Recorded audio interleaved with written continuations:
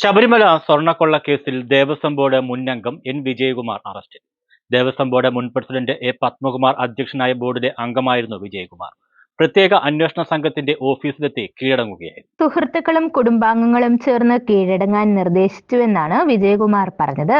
താൻ ഒരു കുറ്റവും ചെയ്തിട്ടില്ലെന്നും തീർത്തും നിരപരാധിയാണെന്നും അദ്ദേഹം മാധ്യമങ്ങളോട് പറഞ്ഞു.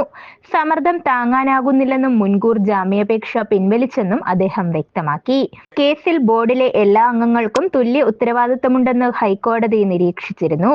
പത്മകുമാറിനെ അറസ്റ്റ് ചെയ്തെങ്കിലും ബോർഡ് മുൻ അംഗങ്ങളായ കെ.പി. ശങ്കരദാസ്, എൻ വിജയകുമാർ എന്നിവരിലേക്ക് അന്വേഷണം നീണ്ടില്ലെന്നും ഇത് ഗുരുതര വീഴ്ചയാണെന്നും ഹൈക്കോടതി നേരത്തെ വിമർശിച്ചിരുന്നു.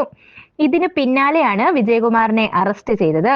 ശബരിമലയിലെ കാര്യങ്ങൾ താൻ ഒറ്റയ്ക്ക് തീരുമാനിച്ചതല്ലെന്നും ഭരണസമിതിയോട് ആലോചിച്ചാണ് തീരുമാനമെടുത്തതെന്നുമായിരുന്നു പത്മകുമാറിന്റെ മൊഴി. അന്വേഷണത്തിന്റെ വിശ്വാസ്യത സംശയം ജനിപ്പിക്കുന്നതാണെന്നും പ്രതി ചേർക്കുന്നവരുടെ കാര്യത്തിൽ വിവേചനം കാണിക്കുന്നുണ്ടെന്നുമാണ് ഹൈക്കോടതി വിമർശിച്ചത്. 2019 ദേവസ്വം ബോർഡ് അംഗങ്ങൾക്കും തന്ത്രിക്കും കുരുക്കാവുന്ന മൊഴികളും വിവരങ്ങളും കിട്ടിയിട്ടുണ്ടെങ്കിലും SIT അവരോട് മൃദുല നിലപാടെടുക്കുന്നു എന്ന ആരോപണവുമുണ്ട്. രാഷ്ട്രീയ നേതൃത്വത്തിലേക്കും അന്വേഷണം നീണ്ടിട്ടില്ല. പോറ്റി ശബരിമലയിൽ പ്രവർത്തിച്ചിരുന്നത് തന്ത്രി കുടുംബത്തിന്റെ ആളായിട്ടാണെന്നും ശക്തനായത് തന്ത്രിയുടെയും ഉദ്യോഗസ്ഥരുടെയും പിൻബലത്തിലാണെന്നുമാണ് പത്മകുമാറിന്റെ വെളിപ്പെടുത്തൽ. 2 തന്ത്രിമാരുടെയും മൊഴി SIT രേഖപ്പെടുത്തിയിരുന്നുവെങ്കിലും തുടർ നടപടികൾ ഉണ്ടായിട്ടില്ല. News bureau, Pathanamthitta.